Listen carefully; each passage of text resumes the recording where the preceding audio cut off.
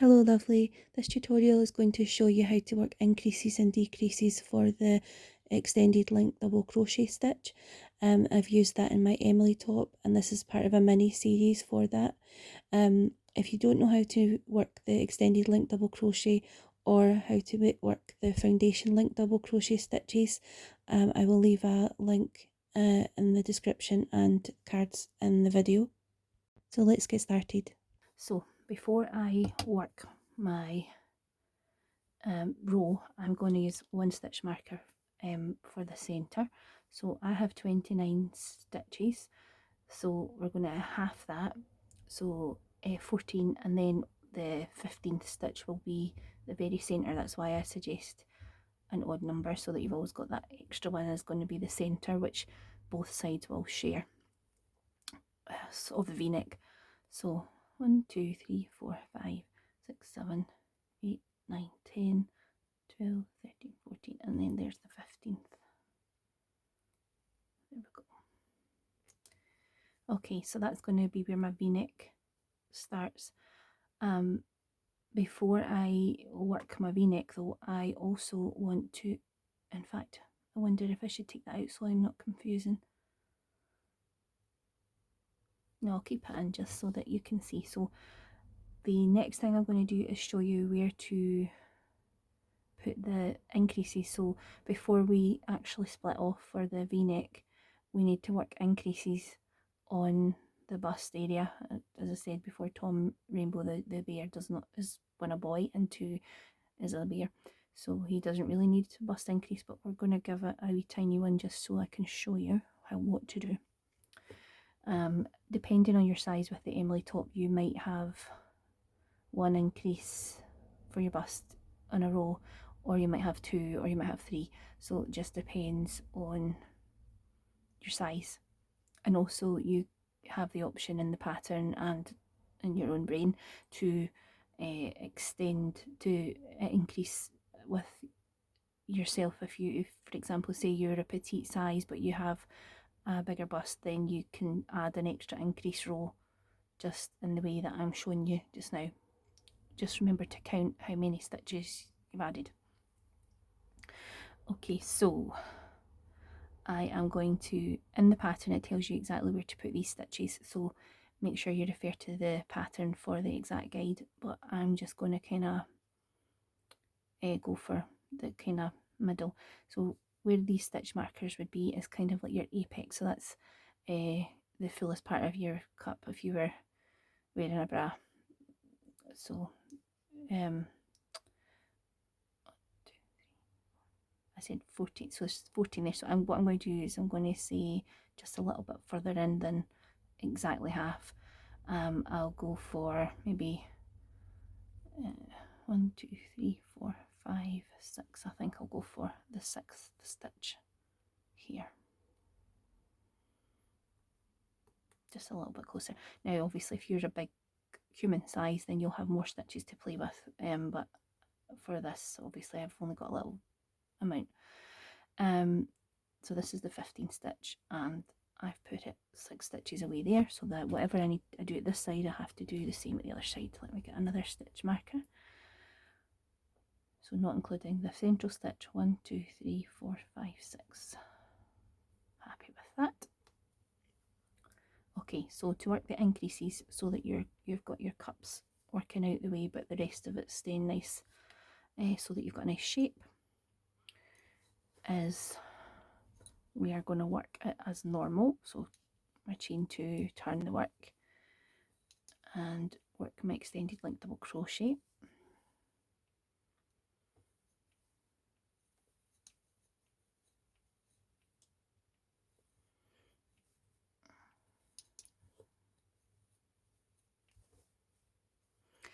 Now in the pattern what it's asking you to do here is basically you're increasing it by adding in a shell, and I'll show you how to do that with this particular stitch because you can still link them.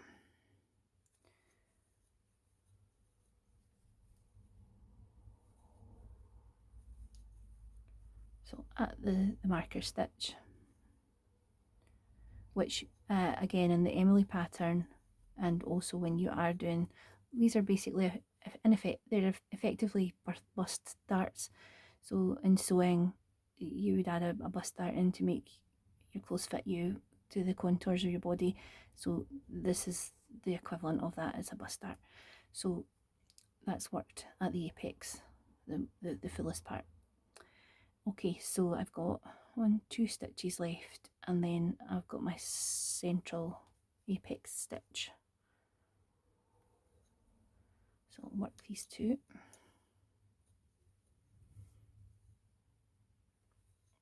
The little uniform ridges make me very happy to look at. Had a little wee mistake there, let me get that. So, okay, so I'm at the stitch marker stitch now. I'll take that out for a moment, and I remember to put it back in a little sec. So to do the increase stitch, what you're going to do is you're going to insert as normal into the central bar, then pull up a loop, 2 loops on your hook, insert into the next stitch, pull up a loop, work your normal double crochet, and then same again, you're going to insert into the exact same one, pull up a loop, pull through, and I'll do one more, insert into the same stitch, pull through 1, pull through 2, pull through 2, and now I've increased it by 2 extra stitches. So when you're putting the stitch marker back in between, there's the 3 that I've added, you always replace the stitch marker into the middle of it, so the middle of the 3, so the second stitch that's been worked. That's to keep the line of your bust dart in place, so it's not all wiggly. We want it to be in a line, or a, create a nice contour. So that's how we work the increase. So I'm going to work my way across. At the central stitch, I'm not going to do anything with it yet. It's just really there for purposes of knowing something's coming. And again, because this is a very small sample project I'm working on, the increases and decreases will come much more rapidly. Usually you would have a stabilizing row, which is just a row that doesn't have any increases or decreases. Also, and some of the sizes have an increase at the edge here. So you can just do that simply by inserting two stitches here. In fact, I'll show you that in the next row, just to be very clear about it. I wouldn't put all the increases in the same row because it'll just become too warped and bumpy, misshapen. So just try and even out your increases across rows, but just make sure it's mirrored symmetrical. Right, I'm taking my central one out just now, and I will replace it.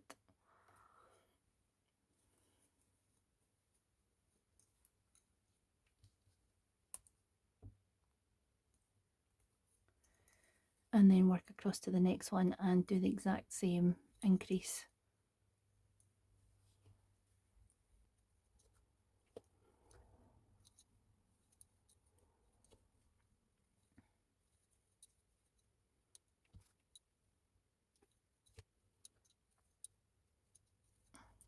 Okay, so I've got 2 more stitches, and then I'm at my increase point again.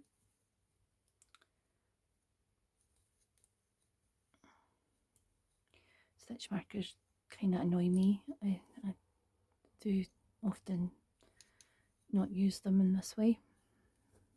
I actually prefer using a little bit of scrap yarn. Let me show you. Let's just get a little bit of scrap yarn, a different colour to what you're using, and then I'll show you once I've finished this. Once this is my increase. So I'm gonna make the first stitch, insert my bar into the bar, sorry, pull up a loop, and into the exact same stitch, and then the third one into into the same stitch. And just remember that it's the third 3 stitches you made that's into the central one, the middle one, so like the 2 out of the 3. And what I often do is, so that I don't get annoyed with all the clattering and getting stuck at things in my way with the stitch markers, is I often just put a little thread, little opposing colour through, and you could even make it in to a stitch that is looped over, a bit like a slip knot. And then it doesn't get in your way as much when you're crocheting. So if you find that annoys you, you can give that a go. But you definitely need to keep marking your stitches, or else you'll end up with a very wonky project. So I'm going to work on my way to the end, and then I will show you how to increase the edges, which is fairly similar, but there's just one little difference that I want to talk to you about.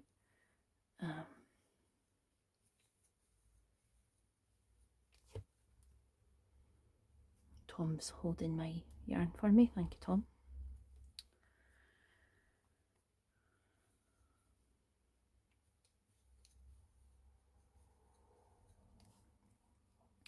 Okay, when you get to here, you might be thinking, how many stitches do I have here?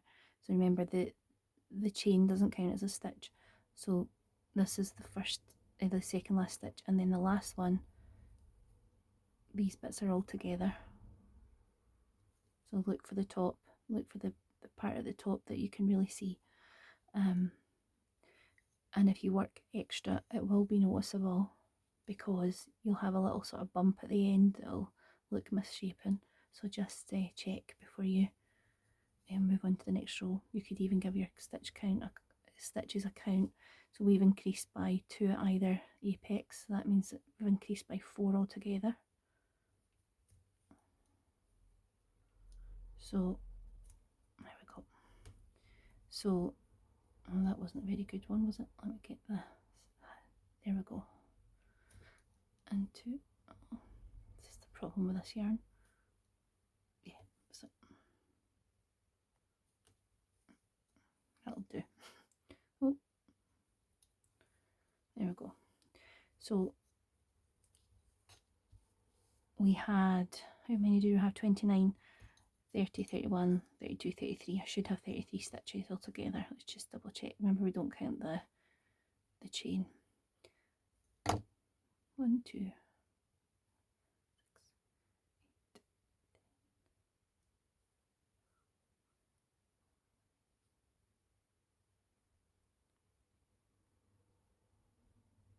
Yep, all present and correct. So to increase the edges, so that you've got a kind of starter for your bust, or perhaps your underarm, or whatever else you might be making, it'll sort of slightly fan out a little tiny subtle bit. We're going to chain 2 and turn, as always, yarn over, because remember, this is the first stitch that we're doing, so you can't link it. So insert and make your first extended double crochet, and then you're going to link it, but this time the link will be in the exact same stitch, and that's it. Don't increase 3 here, only increase, don't do 3 together, just do 2 together, because 3 will be pretty ugly, be too bumpy. If you really need to increase, then you could do a 2 in this one and then 2 in this one, and that will make it a little bit less lumpy looking. Okay, so I'm going to work my way across the row to the end, and that will be the bust increases, and then we'll be ready for, in fact, I might actually do the split just now. So I'll work my way across until I get to the stitch marker.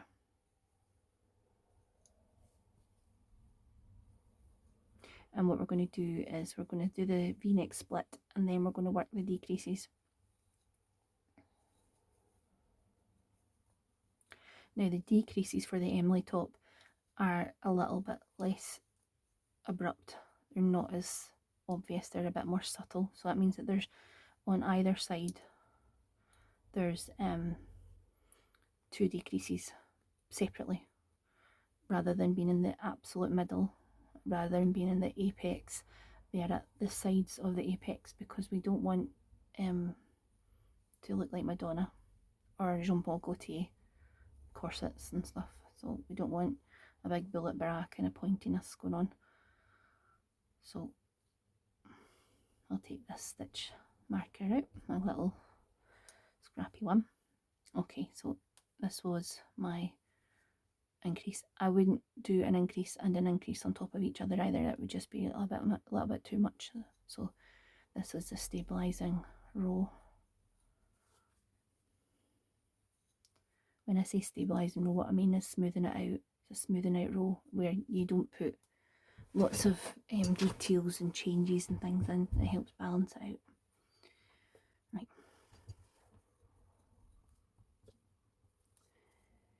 Okay.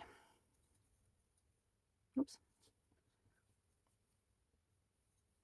Almost there. Now, at this point, we are not working to the other side. At this point, we have now got 2 different sections. So when I get to the red marker, I will stop and turn, and I'm going to ignore this whole section just now. So remember, obviously you would have way more rows to work these increases and decreases and things than me, because you're using it for a human size, or maybe you're not, maybe you're doing it for a doll or a teddy, I don't know. Right, I've got one more before the stitch. Now in the center stitch, remember you should have an odd number, so in the center stitch you're going to put a stitch. But the next side, hold on, when we work this side, we will also put a stitch in that exact same place. So just to remind me that that one has to be worked, I'm going to put my stitch marker back in like that. Okay, so from now on we're just working on this part, and I am going to work my decreases. I'm going to work a decrease at each row, gets a decrease at the edge of the v-neck. If you were making a shorter stitch, like a half double crochet or something, you might not do a decrease on each row because it would decrease too quickly. But because these stitches are extra long, so they're effectively, you're doing 2 rows, 2 normal kind of traditional rows, you're doing it in one, so the stitch can decrease in each row. So I am going to work a decrease in this to make it a sort of V shape. I'm going to work it by, you guessed it, chain 2 for my work, and this is how we work a decrease for the extended length double crochet. I'm going to, because it's the first stitch, I have to yarn over, insert, I've got 3 loops in my hook, and I'll pull through one of them. That's my chain as always, but this is where it changes. I'm going to go into the second stitch, so I'm not going to do anything else with this. I'm going to use my thumb or my finger to hold onto all 3 loops. I'm going to insert into the next stitch, and I'm going to pull up a loop as well, and then I'm going to pull through one. That's my second chain created. So now I've made 2 chains and I've got 4 loops on my hook, and now I'm going to pull through 3. That's my decrease. So can you see that it looks like a little Adidas stripe? We've got 1, 2, 3 stripes, and then I'm going to pull through 2, and that's the decrease stitch. Now that's all very well and good, but you might be thinking, but then which of these lines do I go into for the next stitch? So let me show you. So if I, again, we're ignoring the chains, we're just looking at this. This is the decrease stitch here, and we've got the stitch we've created at the top.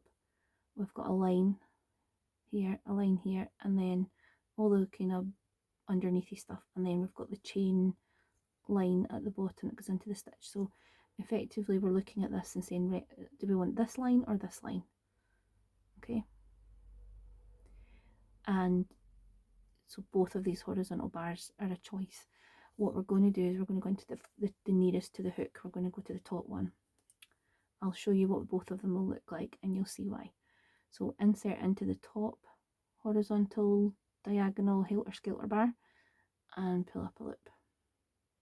Okay, and then we're just simply going to work our next stitch as normal. So create a chain, pull through two, pull through two.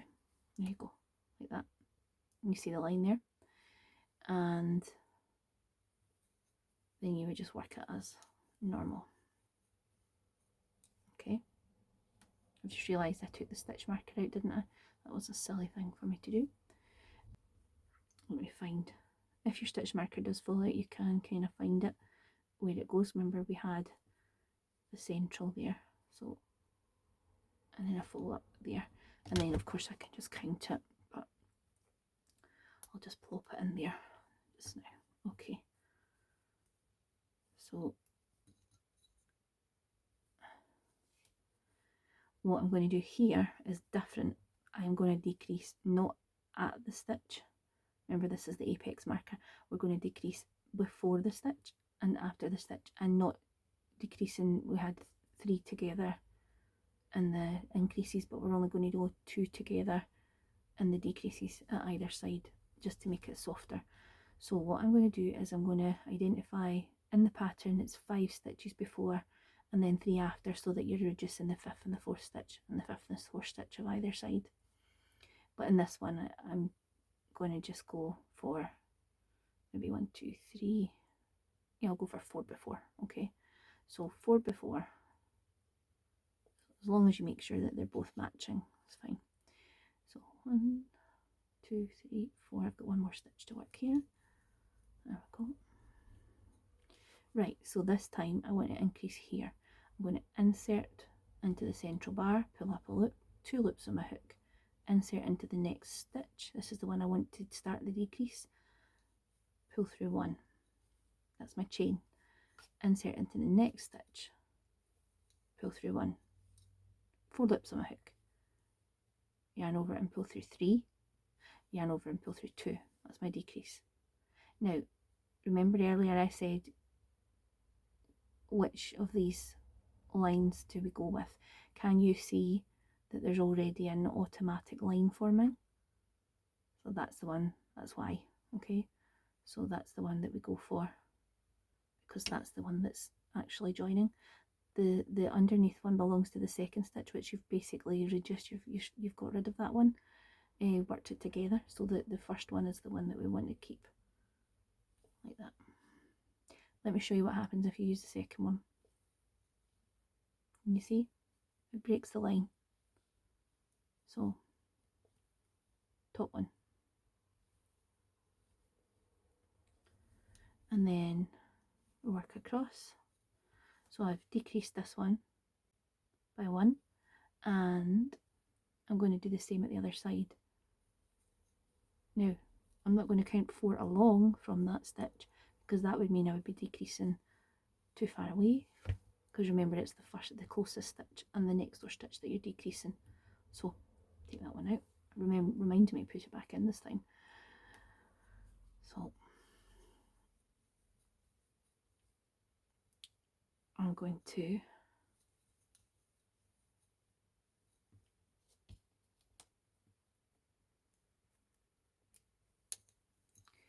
decrease these 2. So I'm going to go insert into the central bar, pull up a loop, 2 on my hook, insert to the stitch, pull through 1, pull through 2. Oh, I'm getting carried away with myself, sorry. Insert into the central bar, pull up a loop, 2 loops on my hook, insert into the stitch, the first stitch I want to reduce, pull through 1, 3 loops on my hook, that's my chain made. Do the same to the second stitch, that's my second chain made. 4 loops on my hook, pull through 3 of them, that's the first half of the double crochet made. Pull through 2 of them, that's the second half. There's my decrease. And if we look at the lines, one of them wants to stay together and one of them is quite happy being on its own. And then we get to the end.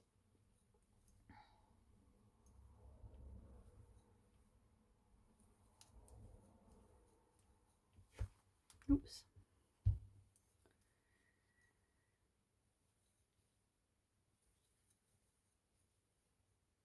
And remember I did an increase here, so there it's there. So I'm going to finish it off into the top. There we go. Right, now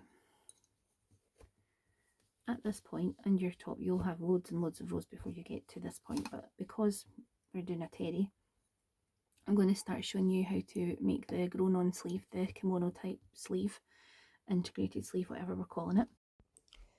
I'm going to skip through this part because this is where I work the Emily top sleeve extension rows, and there's a separate video for that. So hopefully you found this video helpful to show you how to work the increases and decreases of the extended link double crochet stitch. Leave me a comment and let me know how you get on, or if you've got any other questions or comments or things that you want me to cover in more detail. I'd love to hear from you. And then you would simply work back and forward, always doing your decreases whenever it tells you to on the pattern. If you've got a larger bust or you're a larger size, then you will have to do a couple of decreases like we did on either side of the apex. If you're following along with the Emily pattern, I would recommend keeping the stitch markers in all the way up to the top, even when you've finished the final decrease. And the reason for that is they basically act as a guide to where your neck to your shoulder is. Let me use Tom. So there's the neck, and then human shoulders have like a little sort of straighter part, and then they have the slope of their shoulder, so it's like two different angles here. And when we are making our neckline, our v-neck neckline, we don't want to add extra height onto the neck part, because then we've got a gapey front and it's too long. But we do want to add extra height onto the shoulder part to give it movement and to give it drape, because that's part of the design on the top. So that's the stitch marker kind of goes from the apex up, and it naturally indicates where the neck base is. Anyway, hope this helps. Hopefully you give it a go. Let me know how you get on. Check out the pattern, check out all of the socials and everything. Don't forget to like and subscribe to the channel so that you don't miss out on any updates or any more tutorial videos. And I would really love to hear from you. Anyway, from Tom and I, bye lovely.